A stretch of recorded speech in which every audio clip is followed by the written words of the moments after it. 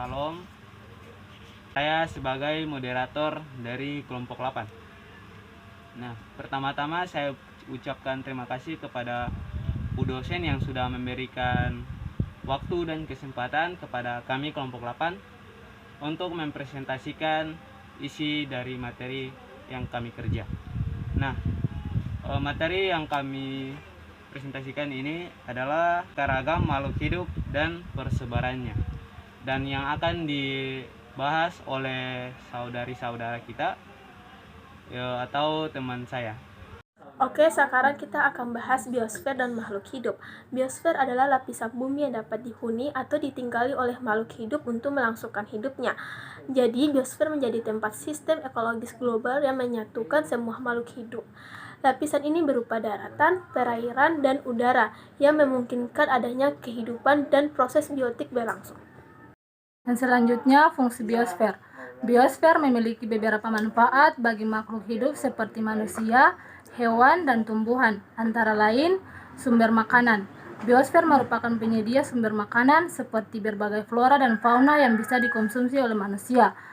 Yang berikut penelitian dan pendidikan. Selain itu, fungsi lain dari lapisan biosfer adalah sebagai objek penelitian dan pendidikan. Selanjutnya, sarana rekreasi. Selain sebagai sumber makanan, penelitian, dan pendidikan, biosfer juga bermanfaat sebagai sarana rekreasi. Contohnya adalah Suaka Margasatwa yang melindungi dan melestarikan berbagai jenis binatang tertentu yang dikhawatirkan akan mengalami kepunahan, seperti badak bercula 1 dan komodo. Dua macam-macam biosfer. Pertama, atmosfer. Atmosfer adalah lapisan bumi yang paling atas. Atmosfer berfungsi untuk melindungi bumi dari benda-benda luar angkasa yang berukuran besar. Yang kedua, litosfer. Litosfer adalah lapisan bumi sebelum atmosfer. Litosfer tersusun atas bebatuan yang ada di dalam biosfer dengan ciri-ciri yang berbeda sesuai dengan tingkat kedalamannya. Contoh litosfer adalah susunan letusan gunung berapi dan magma yang terbentuk akibat letusan gunung berapi. Ketiga, hidrosfer. Hidrosfer adalah susunan biosfer yang terdiri dari sejumlah air atau perairan, contohnya adalah sungai, samudra, dan laut. Hidrosfer berperan penting bagi kehidupan makhluk hidup. Hampir 70% mayoritas makhluk hidup di bumi hidup di lingkungan hidrosfer. Selanjutnya, ciri-ciri makhluk hidup yaitu 1. Bernapas. Bernapas adalah ciri-ciri makhluk hidup sebagai proses mengambil atau menghirup oksigen dan mengeluarkan karbon dioksida dari tubuh makhluk hidup.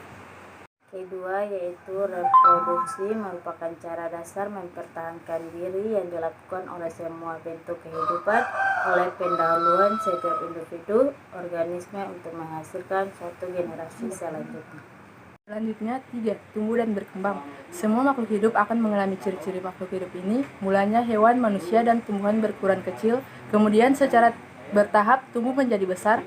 Bertambahnya ukuran tubuh atau pertumbuhan meliputi tinggi, berat, dan volume. Keempat, memproses energi atau katabolisme.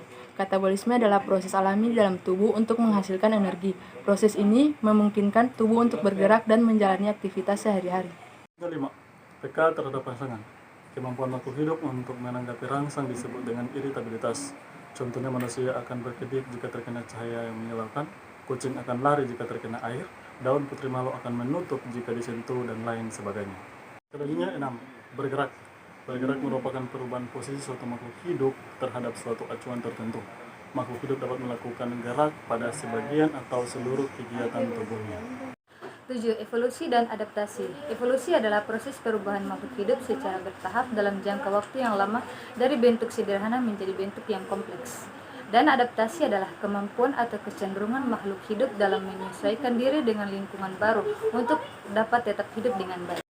B. Asal mula kehidupan di bumi. Dari banyak teori mengenai asal-usul kehidupan, terdapat dua teori utama yang dapat diterima secara luas, yakni teori evolusi kimia dan teori evolusi biologi. Ada beberapa teori tentang asal mula kehidupan di bumi, yaitu teori abiogenesis. Teori ini dicetuskan oleh Aristoteles dengan percobaannya sebagai berikut.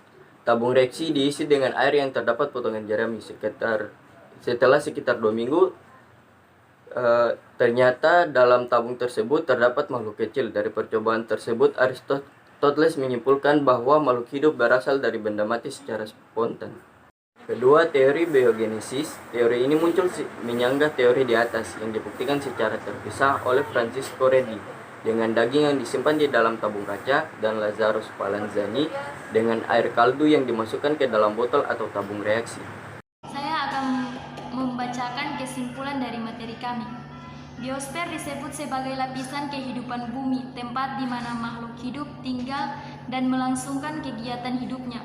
Lapisan ini terbagi menjadi 3 lapisan, yaitu lapisan litosfer, hidrosfer, dan atmosfer. Dalam teori evolusi dikatakan bahwa makhluk hidup mula-mula adalah sangat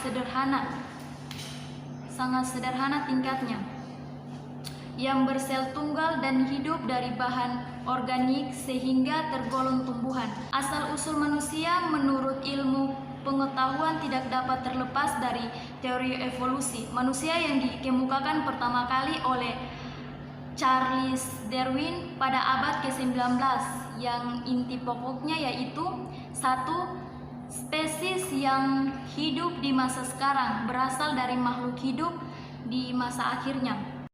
2. Evolusi terjadi karena adanya proses seleksi alam.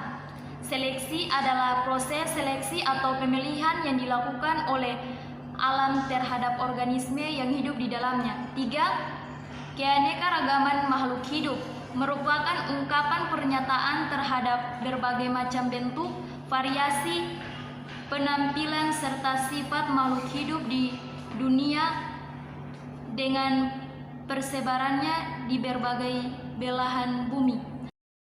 Baik, demikian itu saja penyampaiannya. Kurang dan lebihnya saya mohon maaf. Wabillahi taufiq wal hidayah. Wassalamualaikum warahmatullahi wabarakatuh.